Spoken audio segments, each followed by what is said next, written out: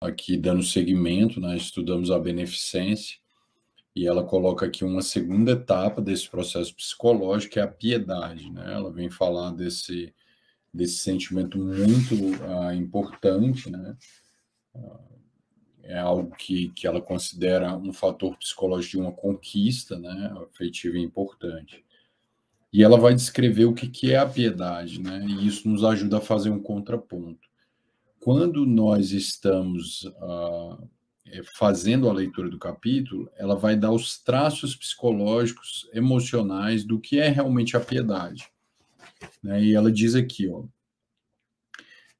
Jesus, que era símbolo, né, da verdadeira piedade, ou seja, da expressão pura desse sentimento alcançado na sua excelência, no ápice do processo evolutivo, ela dizia assim que quando ele entrava em contato com quem estava em sofrimento, ele não os lamentava, ou seja, é a primeira característica da piedade que ela coloca no capítulo. Ele não os lamentava, ou seja, não ficava, coitados, né?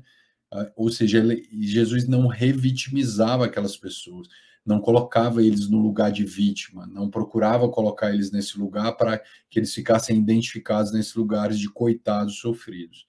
Ou seja, ele não estimulava a penúria. A piedade não faz isso, né? Isso é muito importante. Isso passa por um amadurecimento emocional daquele que é tocado pela dor do outro, que é dividir a dor do outro consigo, levando um alento, fazendo a beneficência, né? Ou seja, a piedade é um combustível para a beneficência acontecer. E ela diz aqui, é um sentimento que ele é diferente de pena, né? Ele não é uma pena. Quando a gente tem pena, ou fica ou experimenta uma certa ternura, ou é tocado por um sentimento daquele que sofre, muitas vezes a pena, ou quando a gente é tocado por um sentimento mais de ternura, quando estamos diante de alguém em sofrimento, muitas vezes nós nos projetamos nesse indivíduo, então fica um sentimento muito rápido, fugidio. Quando nós nos afastamos dali, perdemos os impulsos da beneficência. Então a gente tem um sentimento de catarse só naquela hora, quando está diante do sofrimento, a gente até ajuda às vezes e tal, mas aquilo não se torna um processo duradouro e definitivo na alma da gente, na nossa alma. Então a Joana fala que esse sentimento rápido que a gente tem de ternura ante a dor que causa, que desencadeia esse constelar em nós, muitas vezes dá essa pena, que é uma projeção, né? Não é um sentimento de verdade, um sentimento perene, de uma conquista que faz consciência, né? É um sentimento que não configura a piedade, porque ela diz que a piedade é um sentimento perene que não passa rápido, ou seja, é um estado de vida, é um estado afetivo que ele fica permanente. E Jesus era assim, né? E nós ainda não conseguimos ser assim. Por isso que é muito importante, quando a gente for fazer a prática da caridade na nossa atividade espírita, que a gente comece a analisar se nós estamos tendo um correspondente emocional que mobiliza o nosso comportamento materializado lá fora na prática da caridade. Ou seja, essa alteração profunda das funções afetivas, ela é muito importante para o alcance da piedade, que reflete o comportamento em beneficência. A piedade é o estímulo afetivo que nutre a beneficência. E ela continua, ela vai trazendo essas características. Ela diz que a beneficência não humilha, né? A beneficência, perdão, a piedade, né, não humilha, que é uma característica que constrói a beneficência, porque a beneficência ela dá no anonimato, ou seja, se está anônimo, né, se você dá alguma coisa, então você se nivela, não é uma coisa egóica de superioridade, você não fala de um lugar inflado, de um lugar egotista, né? Você desce fraternalmente, ou seja, é um irmão. Jesus chamava os apóstolos de irmão, embora ele tivesse uma paranormalidade extraordinária, né? Ele era um alienígena, né? Ou seja, ele tinha uma força psíquica totalmente diferenciada dessa força psíquica ainda em desenvolvimento da criatura humana. É uma paranormalidade ainda não alcançada por nós. E ele se nivelava, ele se colocava no nível de irmãos ali, né? Ele chamava os apóstolos de irmãos. Então, é a piedade que mobiliza a beneficência, ela não humilha, ela se nivela, né? Ela não se exibe. A Joana fala que Jesus não se exibia por ser um extraordinário paranormal, né, por ser um extraordinário médium de Deus.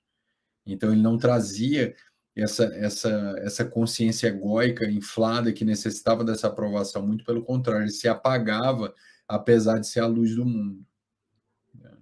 Então, ele era chamado de bom e dizia: bom é meu Pai que está nos céus. Então, ele nunca cedia essa sedução egóica, dos elogios, das vaidades, ele ser chamado de mestre, de rei, né? Ele não se identificava com isso. Ele descia ao nível fraterno, caracterizando bem a sua piedade, né? Fazendo a piedade, a beneficência, fazendo da piedade o combustível para essa beneficência, né? Ela diz que a Joana diz que a piedade gera ação de alma, não somente de comportamento externo. Ou seja, é um movimento de presença energética, é um movimento de estar ali realmente de alma. Não é um comportamento que eu li no Evangelho e as minhas primeiras tentativas de ensaio da minha prática de caridade não vai ser munida desse sentimento. Raríssimo é isso. É algo que a caridade vai exercitar ao longo da minha existência. Ou seja, é um processo de ação no nível de alma, no nível de self, no nível profundo, né? Que vai gerar conexão com a vida. E à medida que esse processo é feito, eu preciso olhar os meus sentimentos através de um processo de autoconhecimento para ver se eu estou alcançando afetivamente a piedade. À medida que eu faço isso, né, repetidas vezes, que eu vou através dessa prática da caridade que né, que fora dela não há salvação, que na realidade a caridade é um exercício afetivo, né, nosso de conexão ego-self, nós vamos estabelecendo um estado tão genuíno de personalidade que nós não nos cansamos. Não é aquele enfado: nossa, eu não aguento mais para aquele trabalho de caridade, encontrar aquele povo da casa espírita, hoje eu não estou afim. Ou seja, não tem esse estado de enfado, né? Ou seja, ela diz que a piedade real, esse estado afetivo, jamais se cansa. Né? E eu percebo como nós estamos longe ainda desse processo, né? Vai gerando esse cansaço, né? Ela diz que pelo indivíduo que alcança a piedade, como ele faz um processo de autoconhecimento, né, trilhando esse processo evolutivo dele, ele vive com elegância as próprias dificuldades. Ou seja, como ele está trilhando uma busca de autoconhecimento, desenvolvendo a piedade, e essa piedade é um combustível para a beneficência, o indivíduo ele vive com elegância as suas dificuldades, ou seja, ele se relaciona com sua sombra, tendo compaixão consigo, sem sentimentos de culpa, usando até o bom humor para com as suas fraquezas, as suas falhas e as suas limitações, né? E isso dá um extremo entendimento do outro que sofre e que faz com que o indivíduo se nivele a esse que sofre, porque ele sabe o quanto é difícil fazer esse processo, porque ele está no caminho, ele está realizando. Então, isso gera uma empatia, isso gera uma conexão com o outro. Então, transcende o orgulho e o egoísmo, porque conecta e nivela.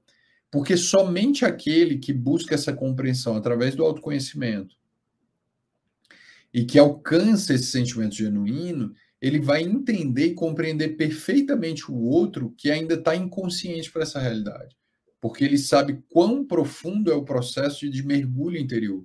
Então, diante desse olhar para dentro, ele tende o sofrimento do outro lá fora, passa por essa conquista, por essa busca do autoconhecimento.